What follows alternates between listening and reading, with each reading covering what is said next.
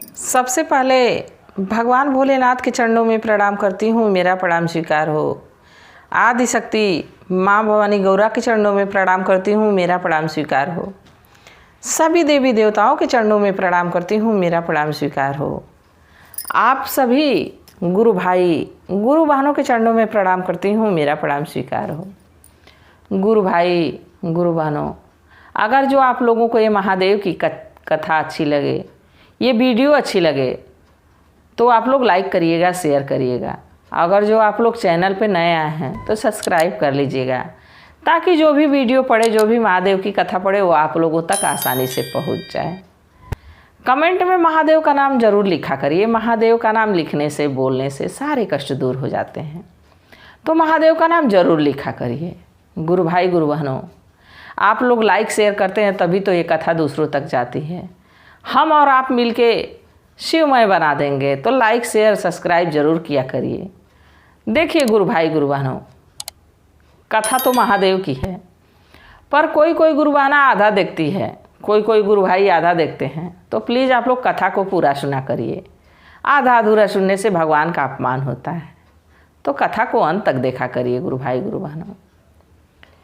आज जो मैं कथा सुना रही हूँ, एक शिव शिष्या की है, पर उसके ससुराल में उसकी सास बड़ी दुर्दशा करती है।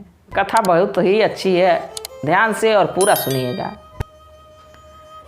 एक लड़की थी, लड़की छोटी उम्र से ही शिव की शिष्या बन गई, क्योंकि जैसे हमारे गांव में शिव चर्चा होता है, महादेव का मंदिर है, वैसे ही उसके गांव में भी महादेव का मंदिर था। जाया करती थी पूजा पाठ करने, और कभी कदार वो शिव चर्चा में भी जाया करती थी। उसी मंदिर पे होता था तो कभी कदार चली जाती थी। लड़की थी, चूँकि हमेशा जा नहीं सकती थी, बाकी जब फुर्सत मिलती तो ज़रूर ही चली जाती अपने माँ के साथ। तो शिव की शिष्या बन गई। धीरे धीरे समय बीतता रहा, समय बीतता रहा। उसका विवाह, अब धीरे धीरे सयानी हो गई तो विवाह तो करना ही पड़ेगा। उसका विवाह एक गांव में लगा, वहाँ उनका विवाह भी हो गया। विवाह होकर जब ससुराल गई तो देखी कि वहाँ कोई पूजा पाठ नहीं करता है, ना सास ना ससुर ना पति, कोई भी वहाँ पूजा पाठ नहीं करता था। बाकी ये कुछ नहीं बोलती थी। ये तो शिव की शिष्या थी। सुबह उठती, अपना नहाती धोती, नमः शिवाय का जाप करती, भगवान की पूजा आराधना करती, सास की बड़ी लगन से सेवा करती, पति की सेवा करती, पूरे परिवार की देखभाल बस इसके जिम्मे था, बहुत ध्यान देती थी। तो उसकी सास को बड़ा अटपटा लगता था। देखिए गुरु भाई गुरु बहनों, कुछ भक्त ऐसे भी रहते हैं, खुद तो पूजा पाठ करते नहीं हैं, दूसरों को करने देना चाहते नहीं हैं। वैसे ही वो कहती थी कि ये बताओ कि सुबह से वो उठ के टोना टोटका करती हो, क्या बड़बड़ाती रहती हो? तो वो कही नहीं नहीं माता जी, मैं भगवान भोलेनाथ की पूजा करती हूँ। तो वो कही कि इससे होता क्या है, ये सब पूजा पाठ करना सब ढकोसला है। अपने बेटे से भी कहती, बाकी बेटा टाल देता था कि कम से कम अब पूजा पाठ करती है तो ये तो इसका काम है, हम लोग नहीं करते हैं तो क्यों रोका रोकी करना, छोड़ो उसको करने दो। वो बात को टालते रहता। अब एक बार धीरे धीरे समय बीतता रहा। अब घर में बैठने से तो काम चलेगा नहीं, परिवार बढ़ गया था। तो लड़का कहा कि भाग्यवान, मैं जाना चाहता हूँ बाहर कमाने। तो पत्नी भी कही कि जाइए। माँ से अपनी अनुमति मांगा, माँ भी कही कि ठीक है जाओ। पति चला गया। अब घर में बची सास, ससुर और बहू। बहू बड़ा मन लगा के सेवा भाव करती, खेती गृहस्थी का काम था उसको करती, घर पे गाय थी भैंस थी, चारा उनको काटना, सारा कार्य मतलब उसके जिम्मे हो गया था। बहुत मन लगा के किया करती थी। गुरु भाई गुरु बहनों, अब धीरे धीरे धीरे धीरे समय बीतता रहा, समय बीतता रहा। एक बार जो उसके गांव में शिवालय था, वहाँ से एक निमंत्रण आया, और निमंत्रण क्या आया कि वहाँ पे शिव चर्चा है इस दिन, और सबको शिव चर्चा में आना है। अब ये बात उस औरत को भी पता चली, जो उसकी सास थी। तो सास को तो भगवान से कोई मतलब नहीं था, वो उस पर ध्यान ही नहीं दी। बाकी बहू बहुत प्रसन्न हुई, कही कि माँ जी से पूछ लूँगी, सारा काम काज कर लूँगी और मैं भी जाऊँगी शिव चर्चा में। बड़े दिनों के बाद मौका मिला है महादेव के दर्शन करने के लिए। मंदिर पे दर्शन भी कर लूँगी और महादेव की पूजा भी कर लूँगी और शिव चर्चा भी सुन लूँगी। वो अंदर से बड़ा प्रसन्न थी। तो अब धीरे धीरे समय बीता। अब वो समय भी आ गया जिस दिन शिव चर्चा था। तो डरते डरते गई और अपनी सासू माँ से कही कि माँ जी, मैं घर का सारा काम काज निपटा दी हूँ और मैं सोचती हूँ कि थोड़ा मैं शिव चर्चा में चली जाती। तो सास उसकी बहुत तेज़ से डांटी, कहीं बिल्कुल नहीं, कदापि नहीं, तुमको शिव चर्चा में नहीं जाना है। तुम अभी से घूमने लगोगी, लोग क्या सोचेंगे, हमारा बेटा नहीं है तो तुम जाओगी इधर उधर घूमने। तो कही कि माँ जी, मैं घूमने नहीं जा रही हूँ, मैं तो मंदिर ही जा रही हूँ और बस मंदिर में जाऊँगी, महादेव के दर्शन करूँगी या शिव चर्चा हो रहा होगा सुन लूँगी, भजन सुन लूँगी, चली आऊँगी, मेरा बड़ा मन लगता है। सास मना कर दी। अब जब घर का बुजुर्ग बड़ा मना कर रहा है तो कैसे जा सकता है कोई, बहू कैसे जा सकती है जब सास ही मना कर रही है। अब वो बेचारी क्या करती। तो सास कही कि ऐसा है कि सारा काम पड़ा है और तुम छोड़ के शिव चर्चा जा रही थी, तुम हंसुआ उठाओ और जल्दी जाओ, गाय के लिए चारा काट के लेके आओ। अब बेचारी गई, घर में से हंसुआ ली, दौरी ली और लेके खेत की तरफ चली गई। खेत में गई, लगी चारा काटने और रोने लगी कि हे प्रभु, हे महादेव, मैं तो आपके पास आना चाहती थी, आपकी भजन सुनना चाहती थी, गाना चाहती थी, देखना चाहती थी, चर्चा सुनना चाहती थी, पर क्या करूं, लग रहा है हमारी किस्मत में नहीं है कि मैं आपकी चर्चा सुनूं, आपकी भक्ति भाव का भजन सुनूं। अब यही सोच सोच के रोए जा रही है, मन में बड़बड़ा रही है, रो रही है। अब उसके हाथ में तो गुरु भाई गुरु बहनों कुछ था नहीं, क्यों जाए, अब रोए जा रही है। तब ये बात माँ पार्वती या भगवान भोलेनाथ कैलाश पर्वत पे देख रहे थे। तो मैया को किसी औरत का रोना देख नहीं जाता है। मैया कहें कि हे प्रभु, आपकी शिष्या पे इतनी बड़ी मुसीबत आई है और वो रो रही है और आप यहाँ बैठे मुस्कुरा रहे हैं। तो महादेव कहे, मुस्कुरा रहा हूँ इसलिए कि मैं उसकी सास पे मुस्कुरा रहा हूँ कि खुद तो भगवान को मानती नहीं, पूजा पाठ करती नहीं है और हमारी शिष्या को करने भी नहीं दे रही है, तो उसके बारे में तो कुछ सोचना पड़ेगा। तो माँ पार्वती कहीं कि अब सोचना क्या है, चलिए उसके साथ उसका मदद करने। अब महादेव एक बूढ़ा का रूप बनाए और माँ पार्वती एक बूढ़ी का रूप बनाई और सीधे कहाँ है, जहाँ वो चारा काट रही थी वहाँ पहुँचे लोग। एक ठुंगनी लिए, डंडा लिए, माँ पार्वती अपना लड़खड़ाते हुए चल रही हैं, उनके साथ साथ एक बूढ़े बाबा भी चल रहे हैं, गाय लिए हाथ में। अब वो जब लड़की की नज़र उन लोग पे पड़ी तो देखे कि एक बूढ़ा बूढ़ी एक गाय लिए जा रहे हैं। तो वो गाय लिए कहीं और जा नहीं रहे थे, उसी के पास आ रहे थे। जब उसके समीप पहुँचे तो कहे कि बिटिया, तुम रो क्यों रही हो, बड़ी उदास लग रही हो। तो कही कि बाबा, मैं क्या बताऊँ, घर की परेशानी है, क्या मैं घर का क्या शिकायत करूँ, मैं अपने घर से दुखित होकर रो रही हूँ। तो माँ पार्वती जो बूढ़ी रूप में थी, कही बिटिया, हम लोग से बताने में कौन सी लज्जा, हम लोग तो तुम्हारे माता पिता के समान हैं। तो कही कि क्या बताऊँ बूढ़ी माई, हमारे महादेव का आज शिव चर्चा है हमारे गांव में, मंदिर पे उनकी कथा होगी और मैं वहाँ जाना चाहती थी तो मेरी सास जाने नहीं दे रही हैं। तो बूढ़े बाबा कहे कि बस इतनी सी बात है, तुम इतना रो रही हो, चलो हम लोग तुम्हारी मदद कर देते हैं। ऐसा है ना कि तुम्हारी सास बड़ी लालची है, हम लोग उसको जानते हैं। तो लड़की सोची कि इसी गांव के हो सके, बूढ़ा बूढ़ी होंगे तो जान रहे होंगे। तो महादेव कहे कि वो बहुत लालची है, ऐसा करो कि गैया लो, गैया लेके जाओ, उसको दे देना, वो तुमसे प्रसन्न हो जाएगी और तुम शिव चर्चा में तुमको जाने देगी। तब तक जब गैया का पगहा पकड़ी, तब तक माता रानी एक आंचल में, एक कपड़े के टुकड़े में खूब ज़्यादा जेवर था, हार था, कान में का झुमका था, कड़ा था, मतलब सारे आभूषण जो माता रानी पहनती थी एक पोटली में की और उस लड़की को दे दी। कहीं गैया से तो खुश होंगी, पर ये जब पा जाएंगी तो और खुश हो जाएंगी और तुमको जल्दी से भेज देंगी शिव चर्चा में, तुम समय से पहुंच जाओगी। अब वो क्या कि कि वहाँ से घास उस काटना छोड़ी और जो काटी थी उसको एक दौरी में भरी, उसी में गहने की पोटली रखी, सिर पे रखी दौरी घास की और लेके जाने लगी। साथ में गैया भी लेके जाने लगी। जब गैया लेके घर पहुंची तो उसकी सास दरवाजे पे ही बैठी थी। तो सास पूछी कि ये बताओ कि गैया कहाँ से लेके आ रही हो, किसकी पकड़ के लेके आ रही हो?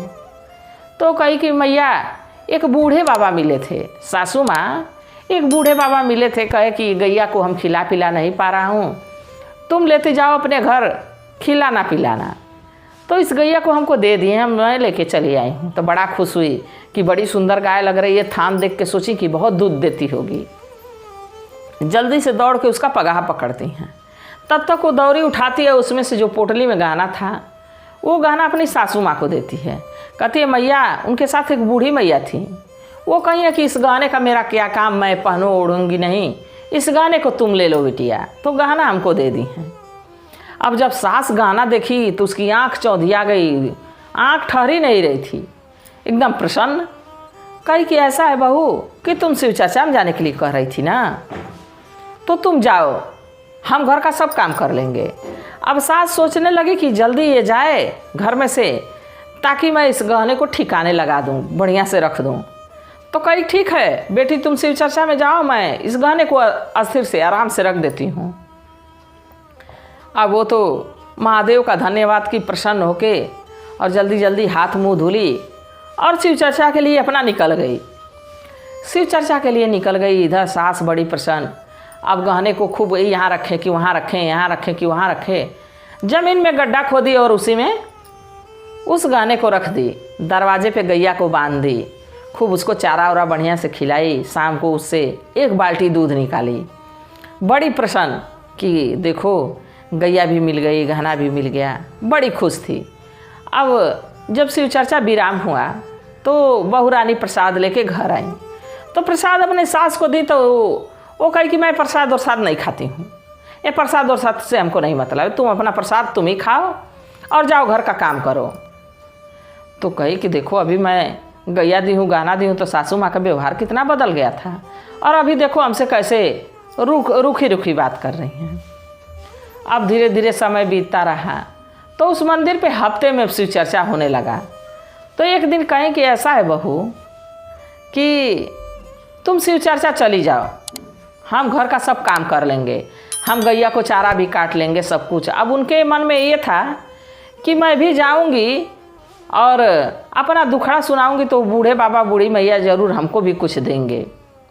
अब अपनी बहू को वो कर दी, कहीं कि तुम जाओ शिव चर्चा में।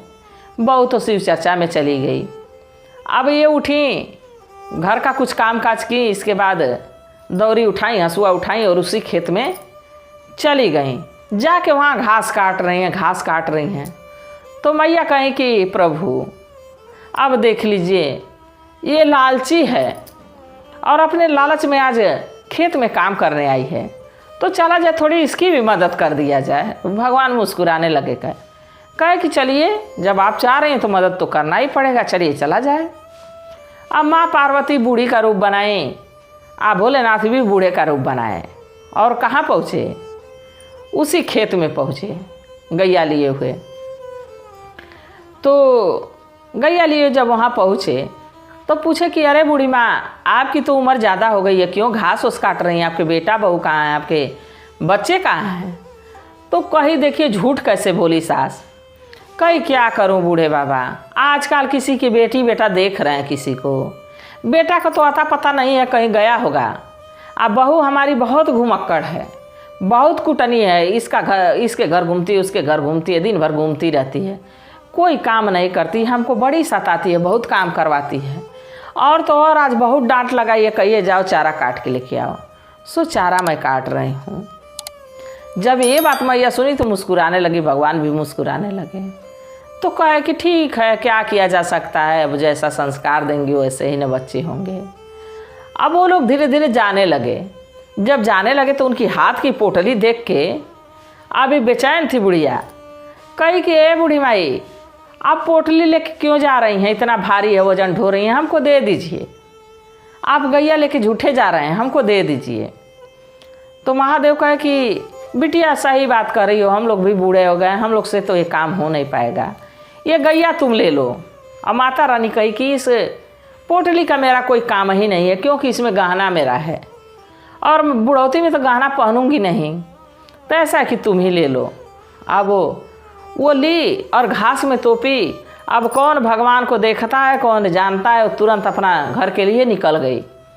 अब घर लेके गई तो घर ले जाके रख दी। पहले रख दी, आएगी बहू तो दिखाऊंगी, तुम्ही को नहीं दिए हैं बूढ़े बाबा बूढ़ी मैया, हमको भी मिला है। तुम इतना भक्ति भाव करती हो तो तुम समझ रही थी कि तुम्ही को मिलेगा, और हम पूजा नहीं करती हूँ तो हमको नहीं मिलेगा।